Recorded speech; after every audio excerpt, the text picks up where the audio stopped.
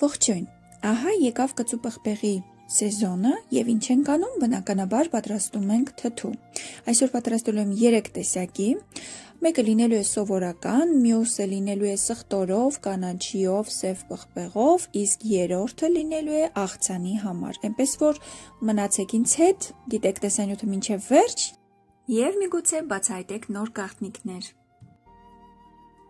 Նախորդ լավ լվանում եմ հոսող ջրի տակ պղպեղները և պատրաստում եմ աղաջուր սառը ջրով։ Ինձ մոտ 10 լիտր ջրին 1 կիլոգրամ աղ օգտագործվեց։ Դուք կարող եք ձեր իմացած ձևով օգտագործել, սակայն ասեմ, որ այս բաղադրատոմսով շատ համեղ է ստացվում և աղի չի լինում։ Ինձ մոտ այս կաթսան 5 լիտր է և բնականաբար օգտագործում եմ 5 լիտրի համար կես կիլոգրամ աղ։ Լավ խառնում ենք, որպեսզի նստվածք չտա, դնում կողքի և սկսում ծակծկել պղպեղները։ Կարող եք սուր ծայրեր ունեցող պատառաքաղով մի քանի տեղ ծակծկել կամ դանակով սկզբնամասից կտրված կանել։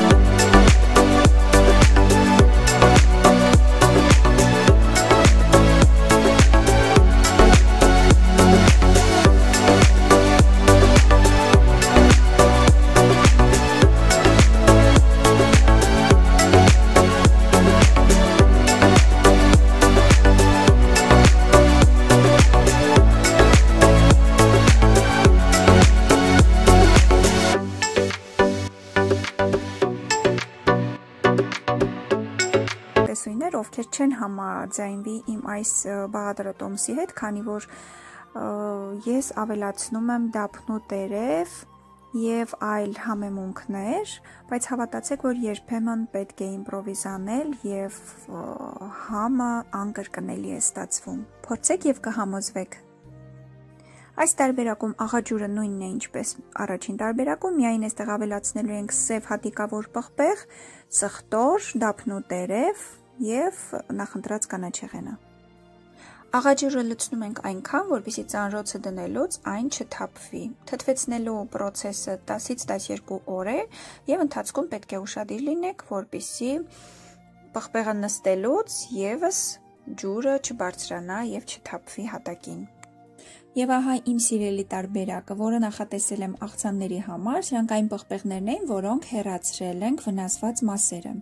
Այստեղ միայն ավելացնում ենք գազարը, սխտորը, նախընտրած կանաչեղենը մաղադանոսն է, անուշահոտ պղպեղը, այլ կերպ ասած դուշիստի պերец, սև հատիկավոր պղպեղը և այստեղ ուշադրություն ավելացնում եմ նաև իտալական համեմունք, որը շատ համեղ համ է տալիս։ Սիրելիներս, սրանով պատրաստված աղցանը շատ համեղ է։ Այստեղ նույն աղաջուրն է, միայն ավելացնում ենք մի փոքր կիտրոնի աղ, 1-2 պտղունց, ոչ ավել, թթվայնություն տալու համար։ Եվ ահա վերջ, Սա էլ երրորդ եւ վերջին տարբերակը։ Այստեղ նույնպես դնում ենք ծանրոց, թողնում 10-ից 12 օր եւ վերջ։ Արդեն լիովին պատրաստ կլինի պահածոյացնելու կամ ուտելու համար։ Բարի ախորժակ։ Մանրամասն բաղադրատոմսը կթողնեմ տեսանյութի տակ։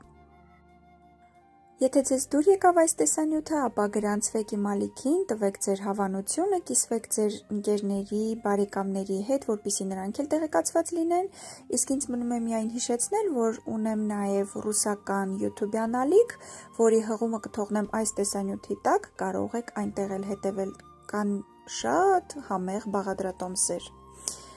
Լավ եղեք, առողջ եղեք, կհանդիպենք։